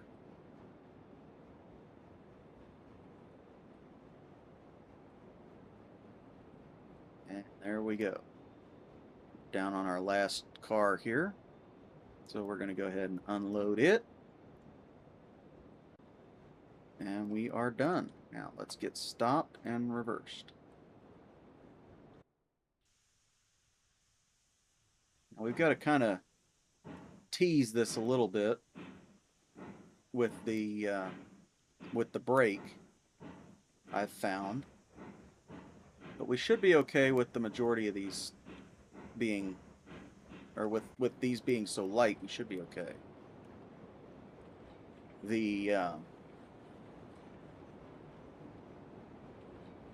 ore cars are stupidly difficult to manage. You've really got to feather that brake out to get the train moving when you're pushing 5 or 6 loaded ore cars back up that hill, because they just do not want to move at all. Well, we're still moving, which means it must not have pushed something off the rails halfway down the line. So that's good.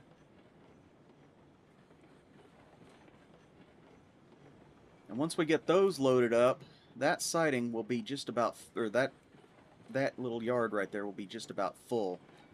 and that center siding only holds 4 cars.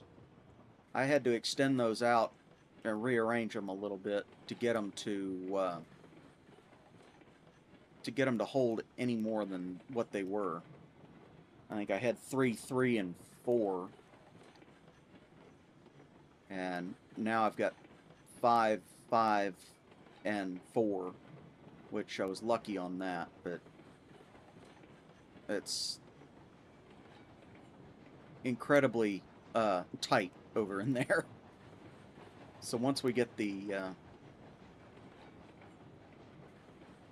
that yard filled, we're gonna build ourselves a iron ore train and haul that up to the smelter.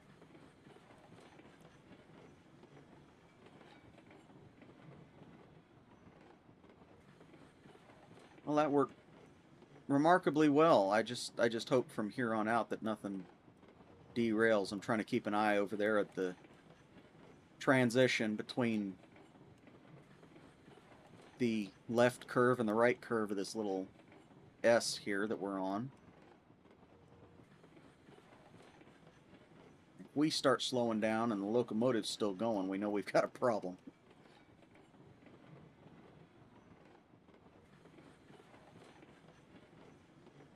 But it looks like everything's still going fairly smooth, so that's good. Speed up just a tiny bit. Don't want to speed up too much. We're still on a really tight curve for the majority of this train. There's Johnny. All right. So we are there. Oops.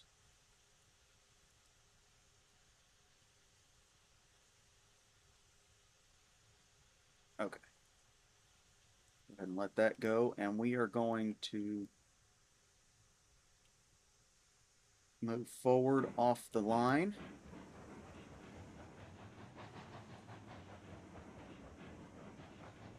Yeah, we're going to move forward off the line just in case things go very badly wrong. Okay. And I'll put Johnny back in his shed when I get done with him. But for now, we're going to head back. We're gonna continue on up the mountain. So we've got Monty and Mike ready to roll.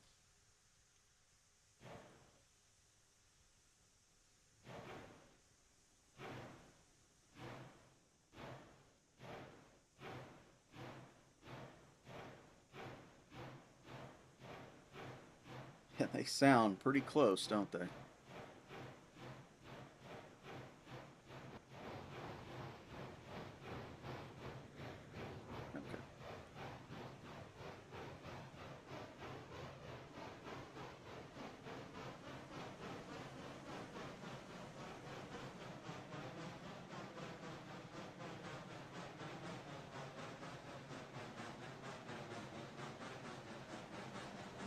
Now, I have actually seen as many as 3 steam locomotives on a single train in old video footage from the mid to late 30s and 40s. So seeing a doubleheader like this, to me, is not unusual, but it is fascinating. And I found that it's really cool when you stop and think back when they were running these guys on the regular. They really had no way of communicating between the 2 locomotives. Nowadays, you've got radios and cell phones and things like that. And if you have 2 locomotives on a short line that are double heading,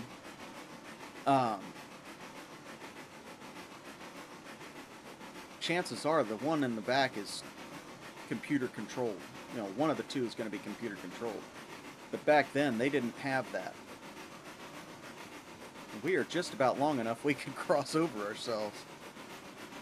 We may be able to do that further up the hill. I think we've got another loop up here. Yep, we do. We'll see if we cross over ourselves there.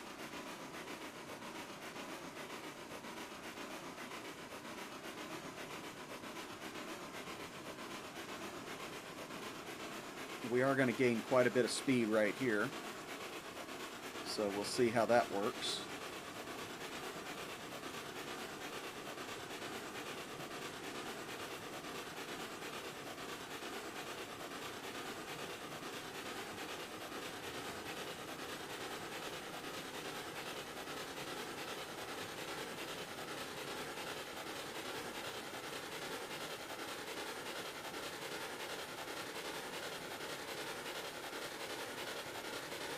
Now, the reason we gained so much speed right here is because I actually had to go downhill a little bit to make that switch that I put in during the build.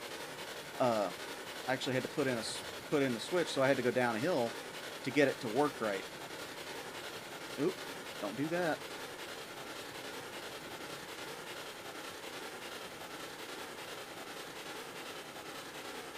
We still got everything. Here's our caboose, bringing up the rear. Now this is the 2%, 2.5% grade right here that worries me the most anytime I'm pulling a train anywhere on this line of any length.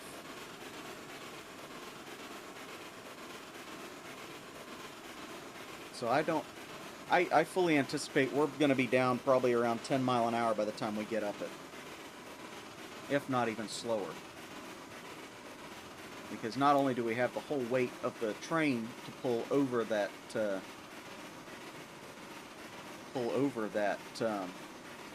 little bit of that grade, we're also still going uphill.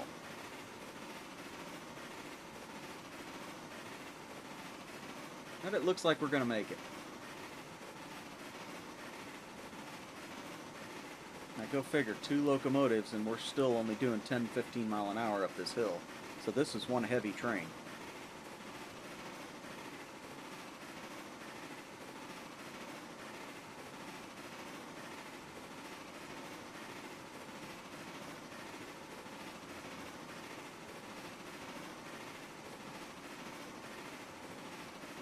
Yep.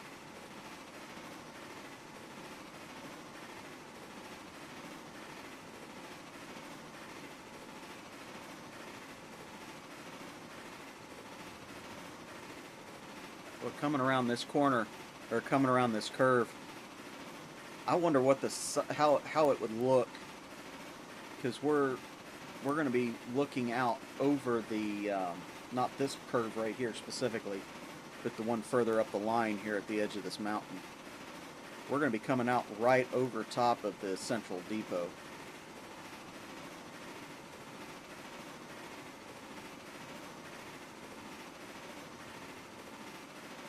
I would be thrilled if I could get a decent shot of that without worrying about the runaway or losing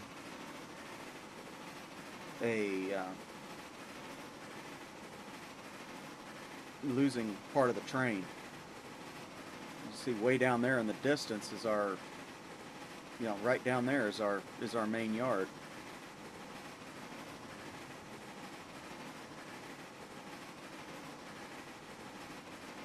So I'd be thrilled to see what that looks like.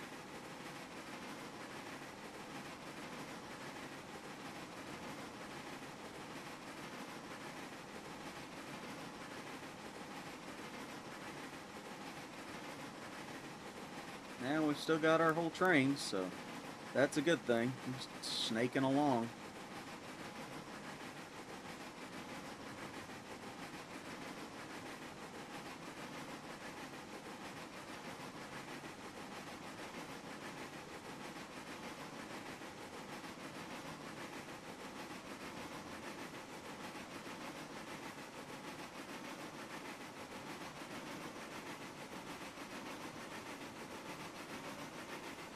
Now we're picking up a little bit of speed.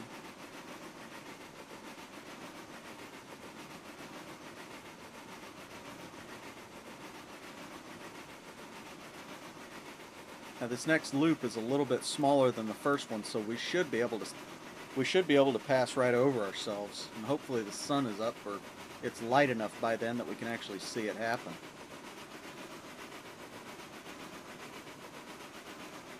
Because that would be really cool to see.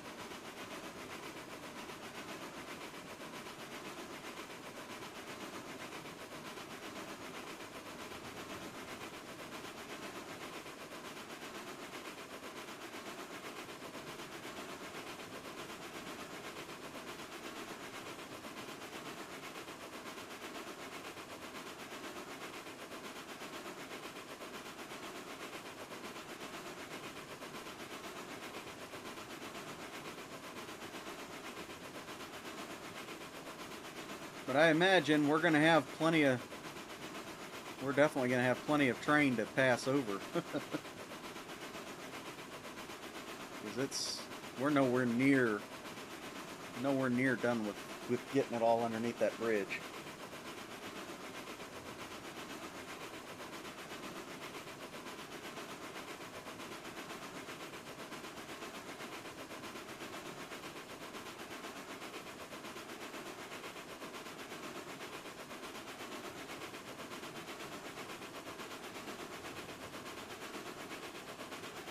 There's our caboose.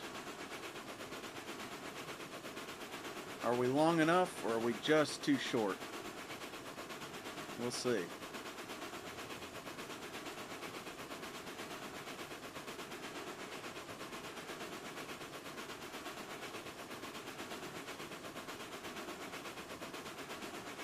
Oh, the things that amuse me. Looks like we're going to make it. We're going to cross right over ourselves. It's the only place on the line with a long enough train we can do it. How about that? If only barely. That's awesome. The only spot on the line that's long enough we can do that. Or that's with a long enough train we can do that.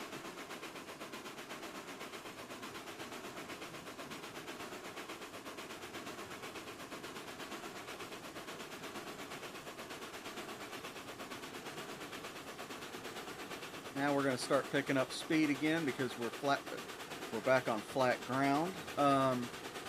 However, we're still pulling the vast majority of the train uphill, so I wouldn't anticipate we'll get to our top speed. But you never know.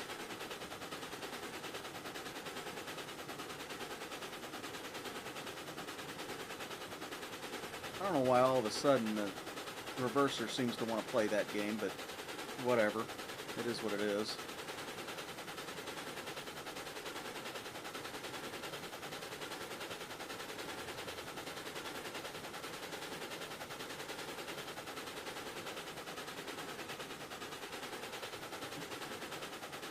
So we'll keep this rolling here as fast as we can. Get all of our switches set so we don't end up going in the wrong spot.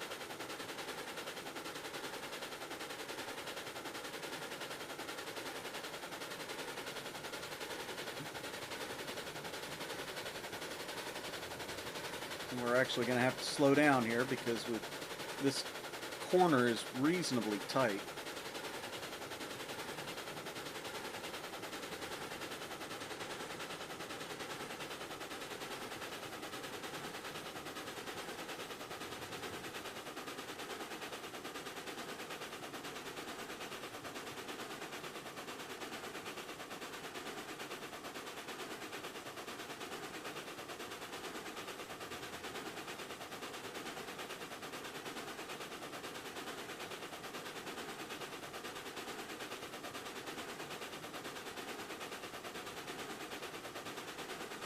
So with this train being the length that it is, what I'm going to do, and I'm going to do this off camera, what I'm going to do is I'm going to split it up, and I'm going to back the cordwood in where it needs to go. But for now, I want to thank you guys for joining me here today, and if you enjoyed this episode, leave a like, leave a comment. and let me know what about it you liked, what you didn't like, what you think I could probably do better, what I should probably change about what I'm doing to make oh, it's nice and quiet now, to about making everything run smoother. Um, yeah, yeah, just let me know what you thought, and if you want to see these videos when they come out, maybe consider subscribing to the channel, and you'll get to see more than just the Railroads Online videos. You'll be able to see any any and all of the videos that I post here, aside from the specifically private videos, uh, as soon as they come out. But for now, I want to say thank you guys again, and I will see you on the next one.